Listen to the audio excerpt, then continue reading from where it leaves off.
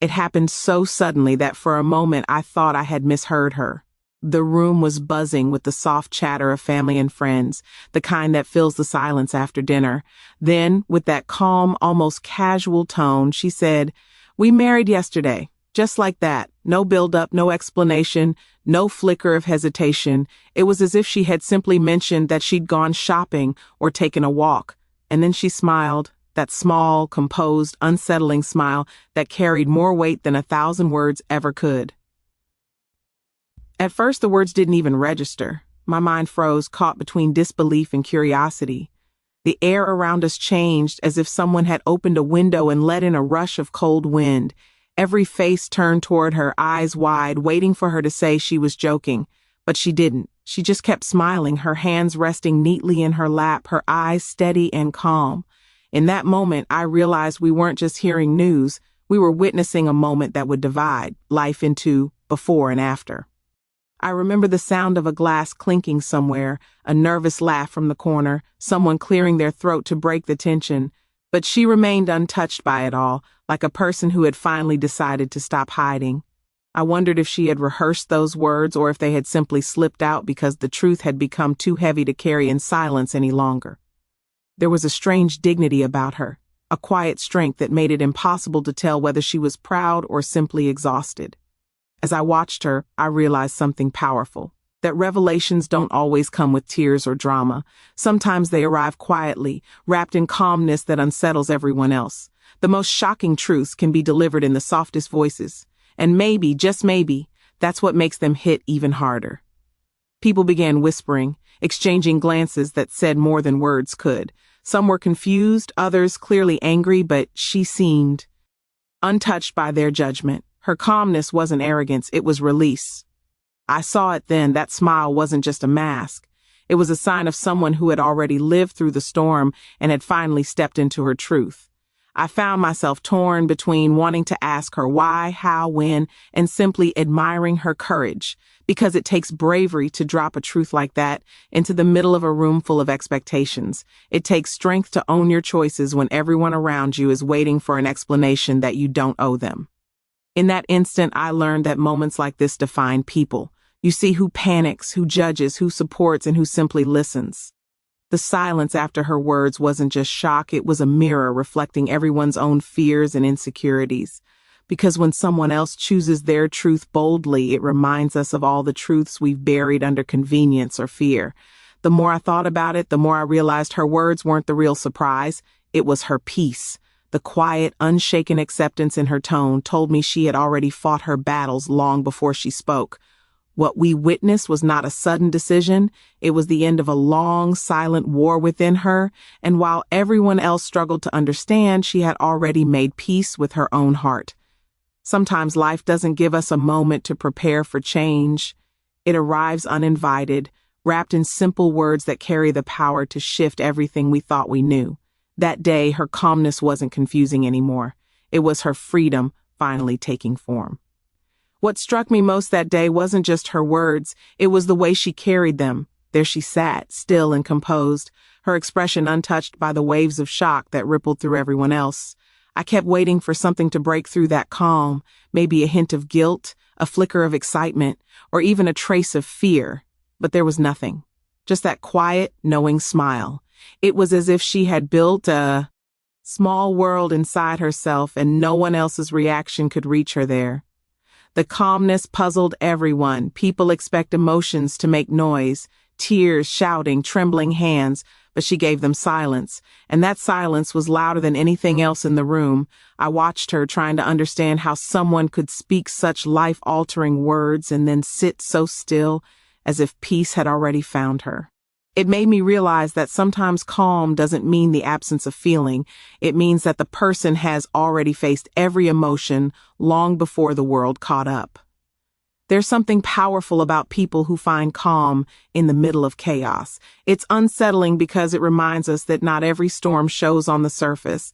That composure, that unshaken expression, told a story of someone who had already fought her battle in private, and what we were seeing was the aftermath of surrender and acceptance. I could almost sense that she had cried enough tears, asked herself enough questions, and finally decided that no reaction could undo what was already done. Around her, the whispers continued. Questions piled up like smoke, thick and confusing. People wanted her to react, to justify, to explain, to defend. But she didn't. She simply breathed, looked around, and smiled again, almost gently, as if she was telling the world, "You may not understand me, but I do." That kind of calm isn't weakness. It's strength that's learned to live quietly. It's the strength that comes when you've made peace with your truth, even if no one else ever will. I've seen people pretend to be calm before, that kind of forced stillness that cracks when pushed too far. But this was different. Hers was the kind of peace that doesn't need approval. It carried no pride, no resistance, just certainty. I found myself thinking how often we misunderstand calm people. We assume they don't feel deeply, when in reality, they've already walked through their fire and come out on the other side, no longer afraid of the heat. As the minutes passed, the tension in the room began to shift. Her composure was contagious in a way. It softened the edges of judgment, slowed the rush of words that wanted to accuse. People started to see that they weren't going to get the dramatic outburst they were waiting for. And maybe that's what unsettled them most. They couldn't control the story because she refused to give them the reaction they expected. I looked at her then and realized that calmness isn't about being emotionless. It's about knowing when to stop letting others dictate how you should feel. It's about holding your ground when your world is shifting, choosing stillness when chaos would be easier. There's a quiet kind of courage in that, a courage most people mistake for indifference. Sometimes calm isn't silence, it's wisdom. It's the understanding that peace doesn't always mean happiness. It just means acceptance. And that day, as she sat there smiling softly, I understood something I never had before. Her calm wasn't confusing. It was her way of saying, "I've already lived through the storm, now I'm choosing peace." As the news settled into the room like dust after an explosion, it became clear that this wasn't just about a sudden marriage. It was about everything that had been quietly hidden behind it. You could feel it, that strange weight of realization that maybe this wasn't as sudden as it seemed. Sometimes, when a secret comes to light, it doesn't arrive alone. It drags behind it all the moments that now make sense in hindsight. Every strange silence, every unfinished sentence, every time she looked away mid-conversation, suddenly they all lined up like pieces of a puzzle we had never realized existed. There's a certain kind of betrayal in discovering that life was happening behind closed doors while you were sitting in the same room. It's not always about deceit. Sometimes it's about self-protection, about someone holding on to something precious until they feel strong enough to share it. But in that moment, no one saw it that way. All anyone could see was the shock of being left out of a truth that had already been lived. She sat there, calm as ever, and I found myself wondering how long she had carried this secret. How many nights had she gone to sleep, knowing that one day these words, "We married yesterday," would change everything. Maybe she had wanted to tell us sooner, but fear has a strange way of making even the strongest voices quiet. People often keep secrets not because they want to lie, but because they don't want to be misunderstood.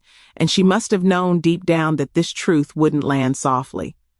The more I thought about it, the more I realized that secrets have their own lives. They grow, they shift, they start to breathe between people. Sometimes two people can share a secret so long that it becomes part of their identity, and when it finally surfaces, it feels like losing something sacred. Maybe that's why her smile carried both relief and sadness. Relief that the weight was gone, sadness that the privacy was too. Around her, everyone whispered theories. Who knew first? Why keep it hidden? Was it love or was it fear? But none of those questions could really reach the heart of it. Because the truth is, every secret is born from something deeply human. Love, fear, shame, or hope. It's easy to judge from the outside, but when you've ever held on to something that could shatter the peace around you, you start to understand why people hide. I thought about how secrets change relationships, not just between the people keeping them, but everyone around them. They create distance, invisible lines that no one can see but everyone can feel. And yet sometimes those very secrets protect something fragile, a love that wasn't ready for the world, a choice still finding its footing, a truth too delicate for judgment. Maybe that's what this was. Maybe it wasn't deceit. Maybe it was preservation. Her calm that day began to make more sense to me. It wasn't indifference. It was the serenity that comes after finally setting down something heavy you've carried for too long. The moment she said those words, she was free, and everyone else was only just beginning to feel the shock she had already lived through. The secret had done its job. It had protected what needed time to grow. But now that it was out, it demanded to be seen, accepted, understood. And as uncomfortable as it was for everyone else, I couldn't help but feel that she had made the right choice. Because no matter how heavy the truth may be, it always weighs less than the burden of keeping it hidden.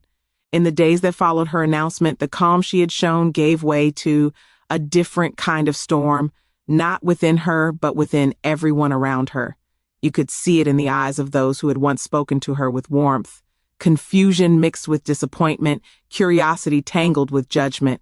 That's the thing about shocking truths. They don't just test the person who reveals them, they test everyone who hears them. And suddenly, every relationship around her seemed to stand at a crossroads, unsure which way to turn.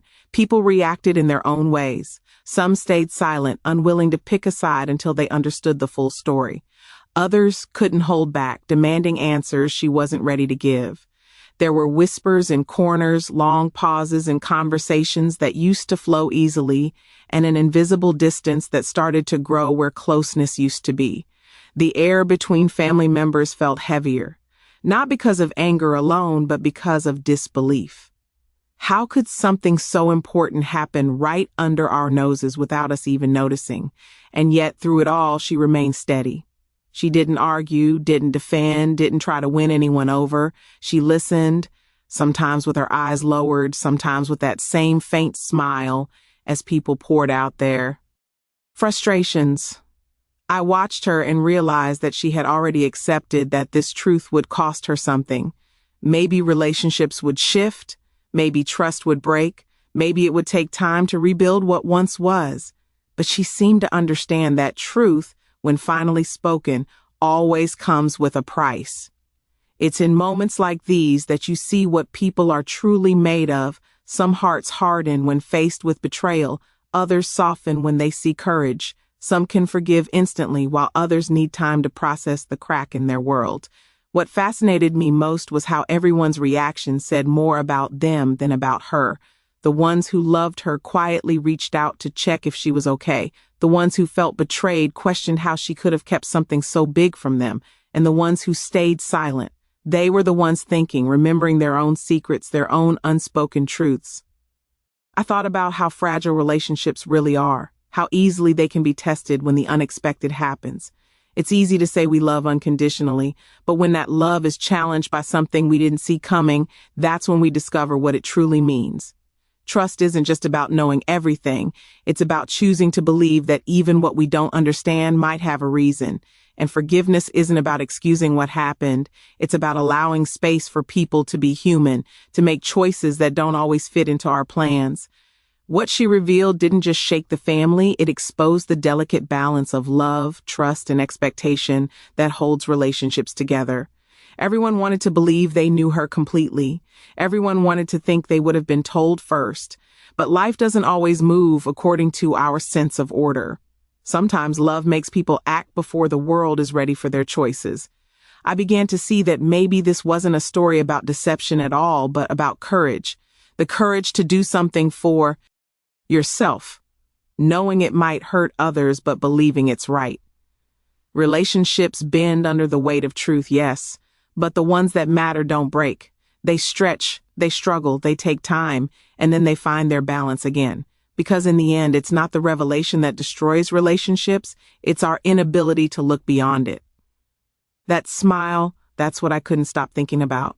Long after the words had been said and the room had quieted, it was the smile that stayed in my mind. It wasn't wide or proud or meant to draw attention. It was soft, almost fragile, the kind of smile that could mean 100 different things depending on how you looked at it. Some saw it as defiance, others as indifference, but I saw something else. A story being told without a single word. It's strange how a single expression can hold more emotion than a full conversation. That smile wasn't happiness, not really. It was something deeper, something layered. It carried relief, the kind that comes from finally saying what's been locked away for too long. It carried sadness, too, like she knew her truth would change everything around her. But most of all, it carried peace. Not the loud, triumphant kind, but the quiet peace that follows a long battle within yourself. I kept replaying that moment in my head, wondering how she managed to hold herself so still, so calm. There was no trace of guilt, no flicker of shame, no need to explain, just that smile, like she had finally put down a burden she'd been carrying for years. And maybe that's exactly what it was, the end of hiding, the end of pretending. Sometimes when a person smiles in a moment like that, it's not to show strength, it's to remind themselves they survived. Around her, the world was spinning, questions, judgment, whispers, but she sat untouched, anchored in that stillness. People were desperate to understand her expression, but how do you explain something that doesn't belong to logic? That smile wasn't for anyone else. It was for her. It was her quiet way of saying, I'm okay now. And when you've been through enough, you learn that being okay doesn't always look like joy. Sometimes it just looks like calm. I think we underestimate the power of a smile. We think of it as something simple, polite, automatic. But in moments of truth, a smile can become armor. It can be a shield when words would only make things worse. That day, her smile became a wall, not to keep others out, but to protect what was left of her peace. It was her way of maintaining dignity in a moment that could have easily stripped her of it. I watched people try to read her, try to decide what that expression meant to them.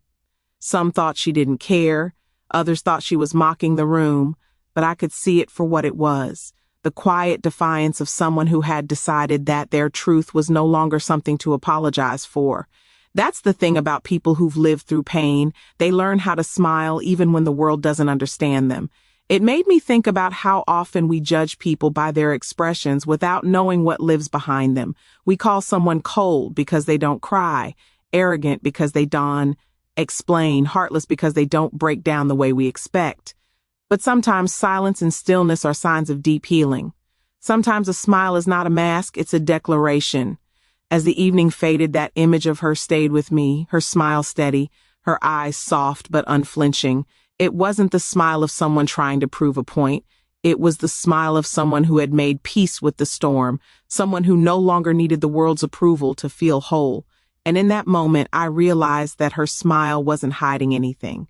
It was revealing everything. In the quiet that followed everything, once the questions faded and the whispers lost their strength, I began to see the lesson hidden inside it all. Life has a way of surprising us sometimes. Cruelly, sometimes gently, but always with purpose. Her words, "We married yesterday," weren't just a confession or an announcement.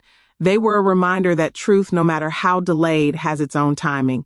It doesn't always come when we want it to.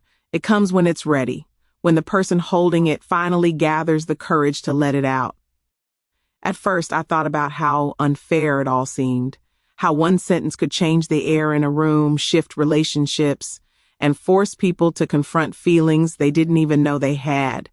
But the more I thought about it, the more I realized that sometimes these moments aren't meant to hurt us. They're meant to wake us. Life uses shock and surprise to remind us that nothing stays hidden forever, and that sometimes what feels like a betrayal is actually an invitation to see people more honestly. We go through life believing we understand the people around us, that we can predict what they'll do, that we know where we fit in their stories. But one unexpected moment, one truth dropped in the middle of an ordinary day, can show us just how fragile that certainty is. And maybe that's not a bad thing, because when the ground beneath us shifts, it forces us to stand differently, to think differently, to see the world beyond our comfort. She didn't share her truth to make a statement or to wound anyone. I think she shared it because she was finally ready to live without the weight of hiding. And that, in itself, is a lesson, that honesty, even when it costs us something, always leads to freedom. People often talk about truth like it's a clean, shining thing, but it rarely is. It's messy, it disrupts, it challenges, it breaks what isn't strong enough to hold it. But in the end, it also clears space for what's real. As days passed, people began to soften. The anger turned into questions, the questions into conversations, and the conversations into understanding. It wasn't immediate and it wasn't perfect, but slowly. Everyone began to see what she had done not as betrayal, but as bravery.